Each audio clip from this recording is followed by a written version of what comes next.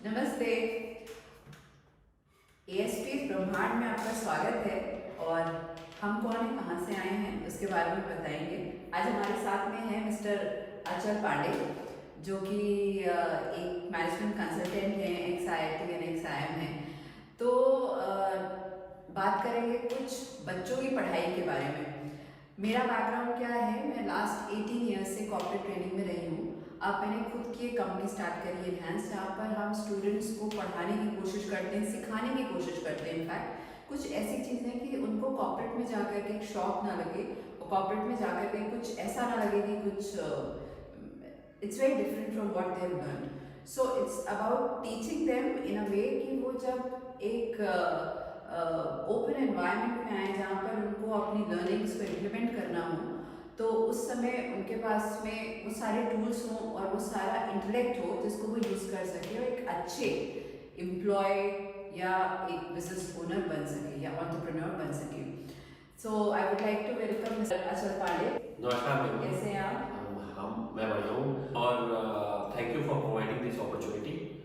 और जो भी डिस्कशन है मैं पूरा प्रयास करूँगा कि उसका मैं ठीक से उसका कॉन्सेप्ट की डिटेलिंग कर सकूँ और थोड़ा क्लैरिटी के साथ बता सकूँ। मेरा यही प्रयास रहेगा। Thank you so much mister Pandey, time निकालने के लिए। आज का सेशन हम लोग बहुत ही ज़्यादा क्रिस्प रखेंगे और शुरुआत करते हैं। आपका एक हमने आपसे इनफैक्ट मुलाकात भी उसी से हुई कि हमने आपका एक चैनल पे एक वीडियो देखा था, जिसमें आप ये बता रहे थे कि बच्चों को किस तरीके से माँ बाप पढ़ाएं, कि क्या क्या तरीका होना चाहिए पढ़ाने का, जिससे बच्चे का ट्रू पोटेंशियल बाहर निकल के आए, प्लस में उनकी लर्निंग में बेटर हो। तो इसी पे आज कुछ चर्चा की जाए। बिल्कुल। मैं इसमें इसको हम लोग बोलते हैं थिंकिंग प्रोसेस, यानी सोचने की प्रक्रिया। तो ये हमारा जानना बहुत ज़रूरी है कि सोचने की प्रक्रिया क्या है। सोचने की प्रक्रिया में को हम डिवाइड कर सकते हैं दो सेगमेंट्स में। एक सेगमेंट है जिसको मैं बोलता हूँ थिंकिंग इन पैटर्न्स, राइट, यानी आप पैटर्न के बेसिस पर अपनी सोच को डेवलप करते हैं। और दूसरा है थिंकिंग इन फ्रेम्स, यानी आप विजुअलाइजेशन या pictures in memory, pictures in brain को यूज करके एक सोचने की प्रक्रिया करते हैं। तो ये दो ब्रॉड वेज ऑफ थिंकिंग है। बड़ा इंटरेस्टिंग लग रहा है सुनने में, लेकिन बड़ा कठिन भी लग रहा है। तो थोड़ा इसके डिटेल में जाकर के बताएंगे कि ये पैटर्न थिंकिंग और फ्रेम थिंकिंग क्या है और किनको इस्तेमाल करनी चाहिए। तो इसकी एक छोटी सी मैं स्टोरी आपको बताना चाहूँगा। अगर हम बहुत पहले की बात करें, मेनी सेंचुरीज अगो, तो अगर आप देखेंगे तो उस टाइम पर जो लोग थे, हर एक इवेंट जो उनकी लाइफ में होता था उसका वो एक रूट कॉज निकालने की कोशिश करते थे। उसको बोलते हैं कॉजेशन टेक्निक। और उसमें फॉर एग्जाम्पल कभी बाढ़ आई या कभी भूकंप आया, राइट। सूरज ईस्ट में उगता है, वेस्ट में या उदय होता है और वेस्ट में अस्त होता है। तो ये सारी प्रक्रिया को वो लोग लिंक करते थे। वो अगर उनसे आप उस टाइम पे पूछो कि ये सब जो भी इवेंट हो रहे हैं, ये फिनोमिना हो रहे हैं, तो उसका ये हो क्यों रहे हैं, यानी जो सवाल था वाई, ये क्यों हो रहे हैं, उसको वो लिंक करते थे कोई सुपर पावर से, कि कोई सुपर पावर है जो कंट्रोल कर रही है। और वही सुपर पावर जब चाहती है, जब खुश होती है, तो आपके लिए बहुत कुछ पॉजिटिव करती है। जब वो खुश नहीं होती है तो आपको सजा देती है, फ्लड्स आएंगे, भूकंप आएगा, और उसी हिसाब से वो लोग कॉजेशन या कॉज लिंकेजेस ढूंढते थे। So you mean लोग पहले अपना लॉजिक नहीं लगाते थे, बल्कि एक पैटर्न था, उस पैटर्न का उन्होंने एक स्टोरी बना रखी थी, वही शेयर करते थे। वही करते थे। Okay. वो लॉजिक यूज करने का प्रयास करते थे, बट वो गलत डायरेक्शन में जाता था। यानी वो जो हम बोलते हैं ना, वाई डिड इट हैपन, तो वाई वो ढूंढते थे, बट वाई का आंसर गलत ढूंढते थे। फिर धीमे धीमे समय बीतने पर लोगों को पता चला कि कुछ ऐसे इवेंट्स उन्होंने नोटिस करे जो एक पर्टिकुलर फ्रीक्वेंसी में होते हैं और वो एक पर्टिकुलर पीरियोडिसिटी में होते हैं। और उन्होंने ये जजमेंट लिया कि अगर हम इन इवेंट्स का फ्रीक्वेंसी और इनके पीरियड्स को ध्यान में रखें तो हम बता सकते हैं नेक्स्ट इवेंट ही कब होने वाला है। हाँ, एक प्रेडिक्टिव मॉडल। एक प्रेडिक्टिव मॉडल। इनफैक्ट आजकल के लोग बड़ा सुना है कि जब हम लोग गूगल पे कुछ सर्च करते हैं, अपनी बात करें तो कुछ ड्रेस, इयररिंग्स, तो वो भी गूगल पे एक प्रेडिक्टिव मॉडल चुन लेता है, समझ लेता है, उसके बेसिस पे हमें एड्स दिखाता है और चीजें बताने लग जाता है। Is that what you mean? हाँ, so basically what I am saying is patterns.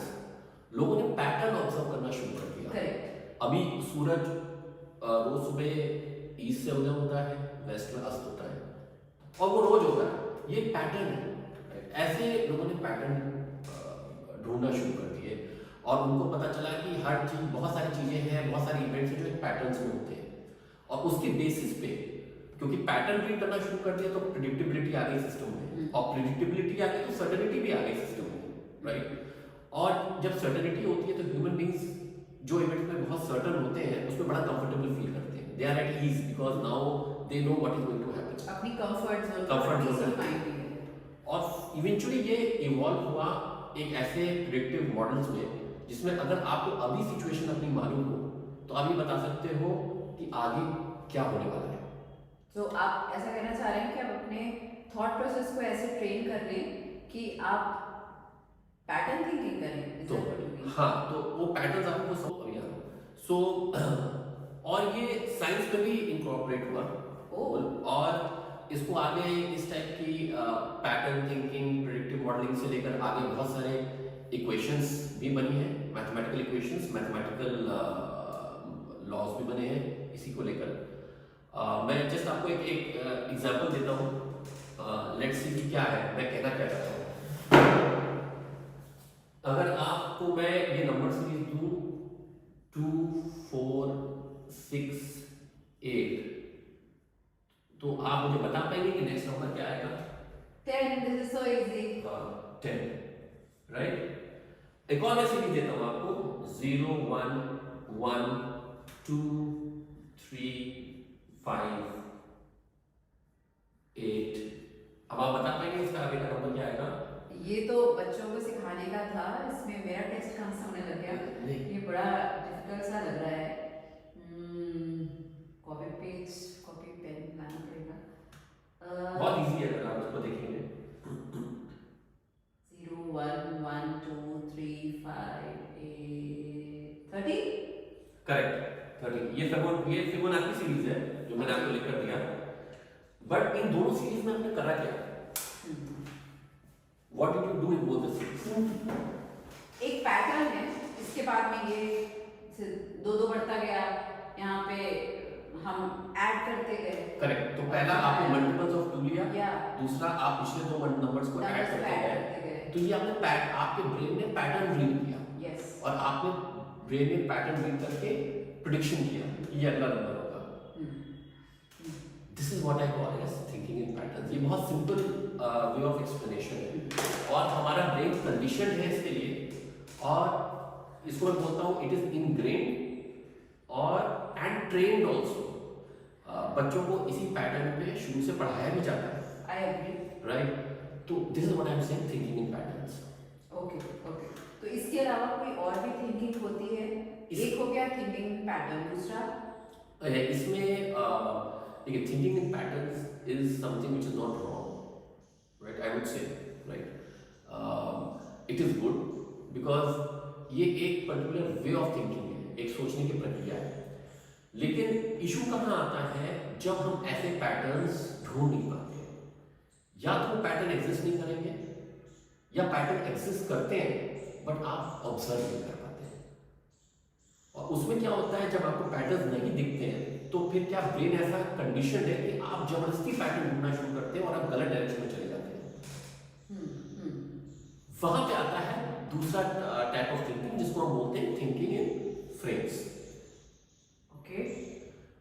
सो मतलब is that something when you से फ्रेम्स, तो कुछ दिमाग में ऐसा आ रहा है क्या? वो कुछ विजुअलाइजेशन जैसा होता है, हम कुछ विजुअलाइज करेंगे, ये ऐसे होगा, फिर ऐसे होगा, फिर ये ऐसे होगा, फिर एंड रिजल्ट शायद कुछ होगा। एग्जैक्टली।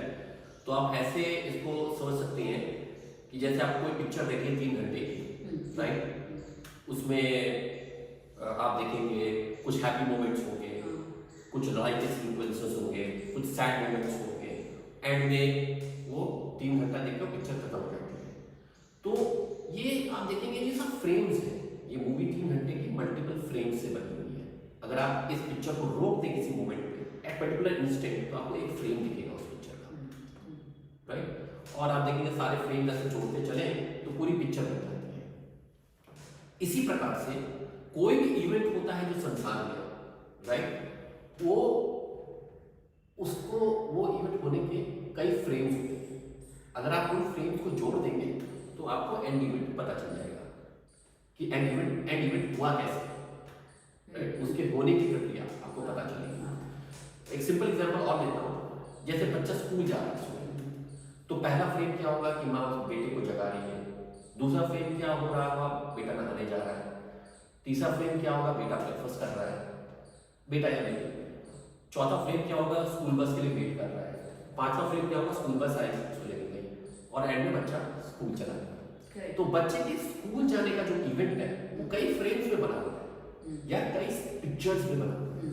ये पिक्चर्स को अगर हम एक साथ रख दें तो वो इवेंट स्कूल जाने का हो जाता है।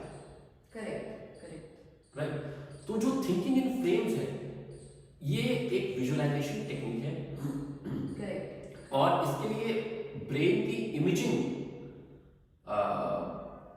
वो बहुत स्ट्रॉन्ग होनी चाहिए। अभी जैसे हम लोग बोलते हैं कि कॉर्पोरेट्स में बहुत से कंपनीज जो हैं कहते हैं कि हमें पीपल ओरिएंटेड नहीं होना है, प्रोसेस ओरिएंटेड होना है। और प्रोसेस में भी वो छोटे एकदम माइनर स्टेप्स को ध्यान में रखते हुए एक प्रोसेस बनाते हैं जिसको फॉलो किया जाता है, और मे बी उसका एक एंड गोल होता है या एक एंड टारगेट होता है कि हमको ये चीज़ अचीव करनी है। And I think and I am also fitness coach, तो फिटनेस में भी हमें लगता है अगर किसी को है कि मुझको 10 किलो वजन कम करना है तो आदमी का ध्यान वहीं रहता है 10 किलो वजन। उसके बीच के जो स्टेप्स हैं उसको अगर विजुअलाइज करें और उसको एक लड़ी में डालें तो शायद रिजल्ट आने में भी बेटर हो। Is that what you mean कि इस तरीके से बच्चों की थिंकिंग को ट्रेन करें तो बेटर होगा? To certain extent you are correct. Okay, what we are saying is एक बड़े एक्टिविटी को, एक बड़े इवेंट को आप सब एक्टिविटीज में डिवाइड कर रहे हो, ये ठीक है, बट वो एक्टिविटीज आपको मालूम है। सिचुएशन है कि आपको यू आर नॉट श्योर कि कौन सी सीक्वेंस या कौन सी एक्टिविटी उस वक्त होनी चाहिए, तो वो आपको विजुअलाइज करना पड़ेगा। सीक्वेंसिंग को विजुअलाइज करना तो स्टेप्स को भी हमें विजुअलाइज करना है और सीक्वेंसिंग को, हाँ, स्टेप्स को विजुअलाइज करना है, उसके सीक्वेंस को विजुअलाइज करना है और उसकी इमेज क्रिएट करनी है। मतलब अगर आप वो इमेज नहीं क्रिएट कर पाएंगे तो आपको मालूम नहीं कि नेक्स्ट इवेंट, नेक्स्ट सीक्वेंस कहाँ से शुरू हुआ, कैसे इस सीक्वेंस से कैसे स्टार्ट होगा। हाँ, और वो कैसे जुड़ेगा, जैसे जिगसॉ पजल कैसे जुड़ेगा। और बहुत ही सिंपल एग्जांपल है, मैं इसलिए अगर आप देखेंगे ना, और ये आइंस्टाइन से का मैं एग्जांपल कोट करता हूँ because he was very good at imagination and imaging, right? सुना है मैंने। और इसलिए उनकी थ्योरीज ऐसी हैं जो कि लोग विजुलाइज नहीं कर पाते। इसलिए नहीं विजुलाइज कर पाते हैं just because he was thinking beyond the normal pattern thinking everything. उनका शायद ब्रेन भी रखा गया है। हाँ, ब्रेन भी उनका रखा गया फर्स्ट है। इसमें बेसिकली अगर आप देखेंगे न्यूटन ने एक फॉर्मूला दिया था ग्रेविटेशन का, force is equal to Gm/r², ठीक है ना? G ग्रेविटेशन कांस्टेंट, m मास है, r²। लेकिन न्यूटन ये नहीं बता पाए थे कि ये ग्रेविटी ये इम्पैक्ट कैसे करती है। तो फॉर्मूला है, ये तो मैथमेटिकल, मैंने आपको बताया ना, आप पैटर्न्स देखेंगे, मैथमेटिकल फॉर्मूलाज में जाएंगे, ये एक्ट कैसे करता है ये न्यूटन बता नहीं पाए थे। और आइंस्टाइन का पहला क्वेश्चन यही था कि ये सब तो ठीक है लेकिन ये ट्रांसमिट कैसे होता है फोर्स। इंटरप्रिटेशन नहीं दिया था उन्होंने। Yes, how this force will act, हाँ, वो नहीं बता पाए थे। और आइंस्टाइन इसी की खोज कर रहे थे, क्योंकि आइंस्टाइन का मानना था एक बॉडी इधर है, एक बॉडी ऐसे है, तो ये फोर्स कैसे ट्रैवल कर रहा है वो विजुअलाइज करना चाहते थे। He wanted to visualize, to understand force कैसे ट्रैवल कर रहा है, बिकॉज इसके बीच में कोई कनेक्शन तो दिख नहीं रहा है, यानी ये बॉडी और ये बॉडी इस पे फोर्स कर रही है तो ये बॉडी मूव कर रहा है यार, राइट? लेकिन दिख नहीं रहा है कुछ बीच में। अब दिख नहीं रहा है तो बड़ा मुश्किल है फिर आपको किसी थ्योरी को पुराने जमाने में चाहे तो क्या सुपर पावर है जो अट्रैक्ट कर रही है। यस, उस बारे में तो सुपर पावर सब पे जाएगी, कोई सुपर पावर है क्या है इसका इसलिए अट्रैक्ट ऐसा हो रहा किया है, हुआ है। बुरा क्या है तो जा रहा है। That is where imaging comes, okay. कि आपका विजुअलाइजेशन इमेजरी कि क्या हो रहा होगा वहां पर। In fact when Einstein was small तो वो यही सोचते थे कि अगर मैं लाइट की स्पीड से चलूं, लाइट के साथ, तो मुझे लाइट कैसे दिखेगी, करेक्ट। क्या मुझे वो स्टेशनरी दिखेगी। He was imaging at that point of time, this is what is called imaging. और ये इमेजिंग जिसका स्ट्रांग होगा वो अगर पैटर्न थिंकिंग के साथ उसको ग्रुप करे, then he is this is what is called as brilliance. लेकिन इमेजिंग तो स्ट्रॉन्ग नहीं होता है लोगों का, अगर नहीं है तो उसको कैसे डेवलप करें, इसको बता पाएंगे। So okay, so before we do that मैं एक बहुत इंपॉर्टेंट पॉइंट बोलूंगा। अगर आप ग्रीक्स को देखें, ग्रीक मैथमेटिशियंस को देखेंगे, वो लोग इमेजरी का बहुत ज़्यादा इस्तेमाल करते थे। मतलब वो ज्योमेट्री बहुत यूज करते थे किसी भी प्रॉब्लम को सॉल्व करने के लिए। वो उनका पहला टूल होता था ज्योमेट्री।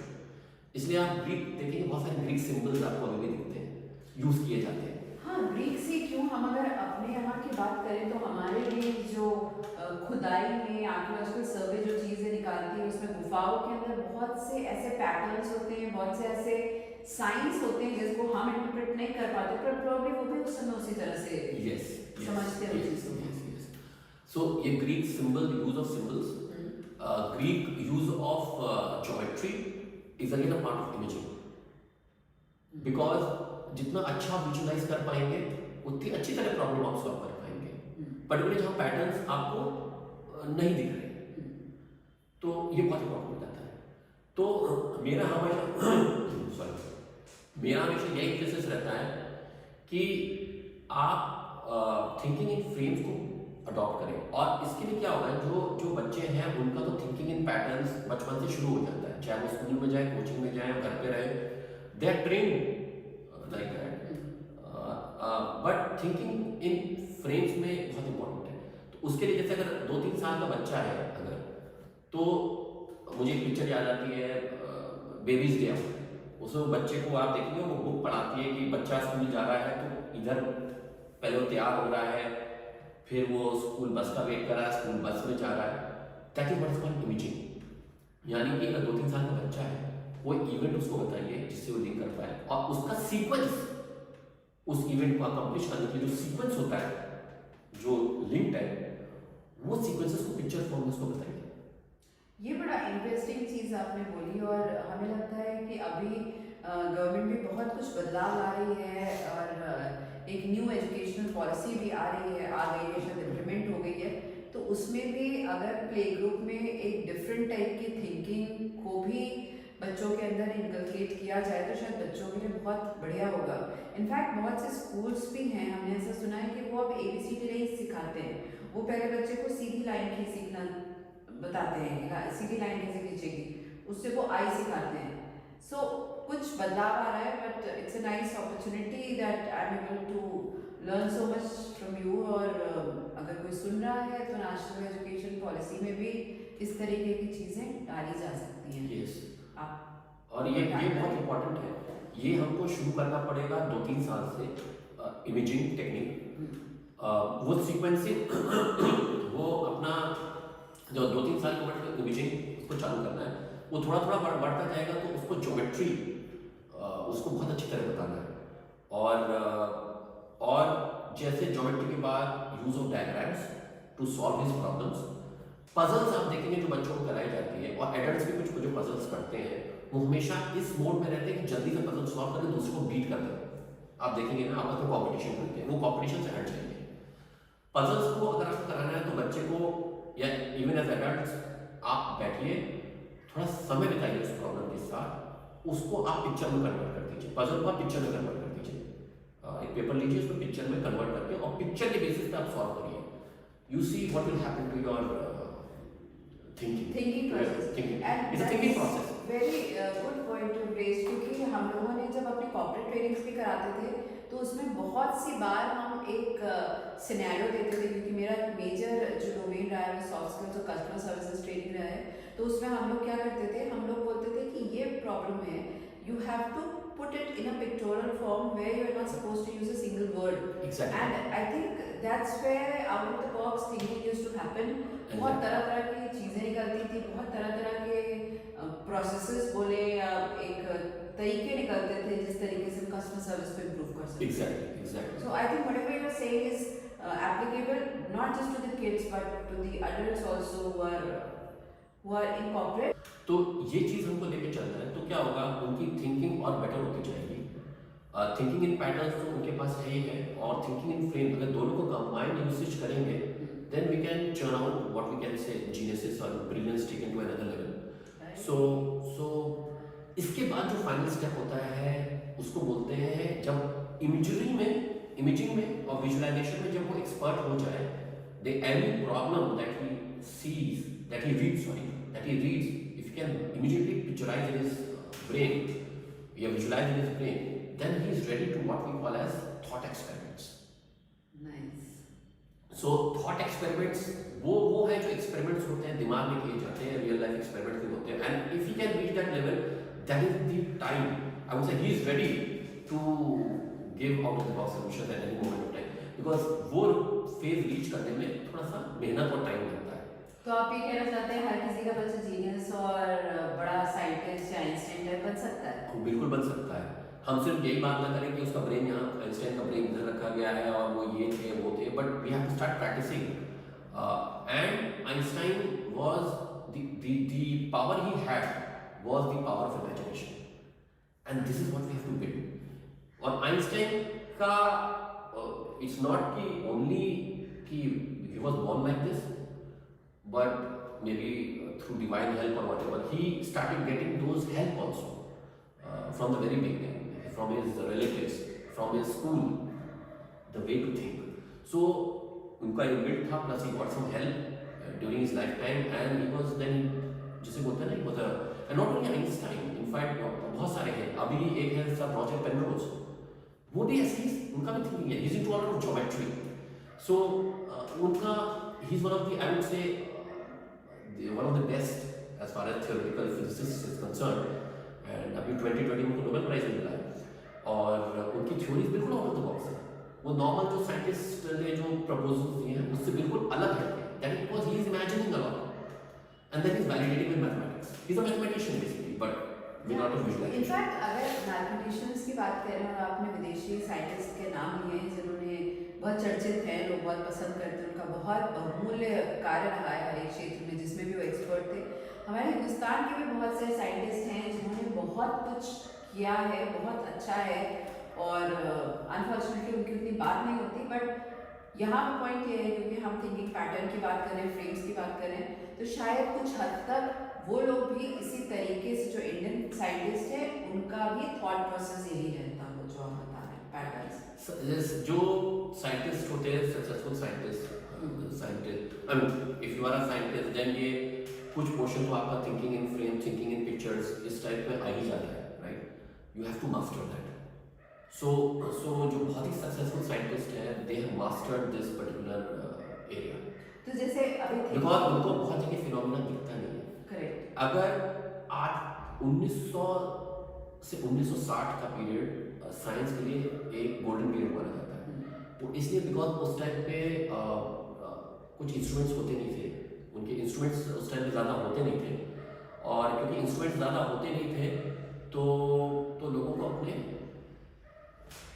दिमाग पर भरोसा करना पड़ता था, and that is how they imagined. And this is such a good point कि अभी दिमाग पर भरोसा हमने करना छोड़ दिया. तो पहले के टाइम, लैंडलाइन के टाइम पे सबके नंबर याद रहते थे, किसी का नंबर नहीं याद रहता. वैसे ही दिमाग का प्रयोग हो नहीं रहा है अभी. आप बड़ी देर से कह रहे हैं कि दिमाग से सोचते हैं, दिमाग से, तो क्या ब्रेन में भी कोई पार्ट होता है जो कि थिंकिंग में और लॉजिक से हेल्प करता है? सी ब्रेन के दो पार्ट्स होते हैं, एक left hand side of the brain और एक right hand side of the brain. जो right hand side of the brain है, ये इमेजिंग, पिक्चर्स, विजुअलाइजेशन और एब्स्ट्रैक्ट थिंकिंग में बहुत स्ट्रॉन्ग रहता है. And left hand side is into logic, analytics and numericals. तो अगर दोनों साइड यानी इमेजिंग जो मैं बोल रहा हूँ, thinking in frame, imaging visualization को पकड़ेंगे, and you have the left hand side working on numbers, then you have mastered the art of imagining. no the I would analysis. Your आप दोनों साइड ऑफ द ब्रेन को use करके आप perfect analysis कर रहे हो। हाँ, अच्छा, ये एक बड़ा अच्छा शब्द आया एनालिसिस। आजकल बहुत एनालिटिक्स में जो लोग हैं उनकी बड़ी डिमांड बढ़ रही है और उनको बहुत ज़्यादा हाईली पेड जॉब्स भी मिल रहे हैं। तो वो भी एक तरीका है कि बच्चा अगर अपने एकदम बचपन के सालों से इस तरीके की थिंकिंग रखेगा तो आगे जा कर के everything is now data oriented, और उसको किस तरीके से निकालें, एनालाइज करें। I think the career avenues and prospects are also bright for such people. Yes, yes.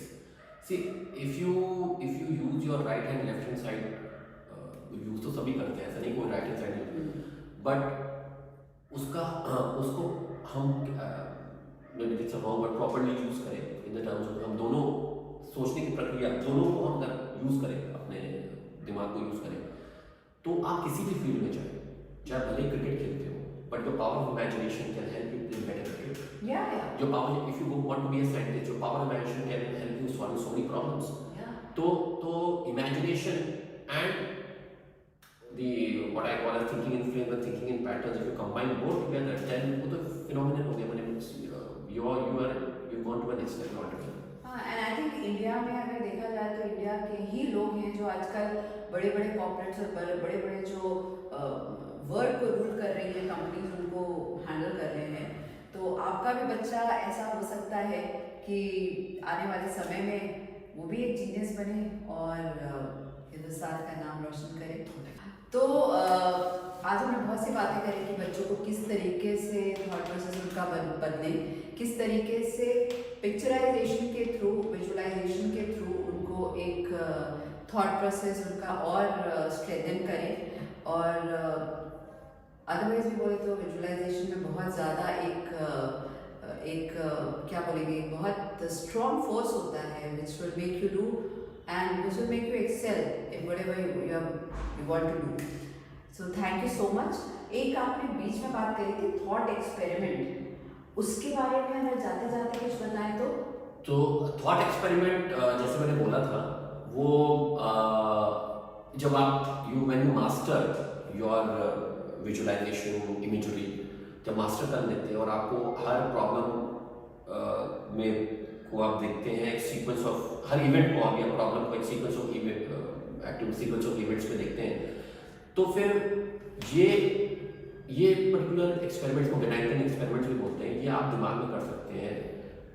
Lemons language में ये बेसिकली जो आपने पूरा एक्सपेरिमेंटल सेटअप जो हम करते हैं और कुछ एक्सपेरिमेंट करते हैं उसको आप दिमाग में करते हैं, रियल लाइफ में नहीं करते हैं। तो इसकी डिटेल्स क्या है और ये कैसे करना चाहिए प्रॉब्ली, क्योंकि इसमें काफ़ी टाइम लगने वाला है, we can take up in some next video. तो अब आप लोग नोट कर लीजिए, सब्सक्राइब कर लीजिए चैनल को, ASP's ब्रह्मांड को। नेक्स्ट वीडियो बड़े इंटरेस्टिंग होगा, वो होगा थॉट एक्सपेरिमेंट में, राइट? बराबर। So that's a promise, we will do that again. Yes. और इनहैंस के भी पेज को आप लोग विजिट कर सकते हैं, इंस्टाग्राम पे भी, वहाँ पर भी हम लोग इसकी छोटी छोटी रील्स डालेंगे। Thank you so much for watching us. Thank you.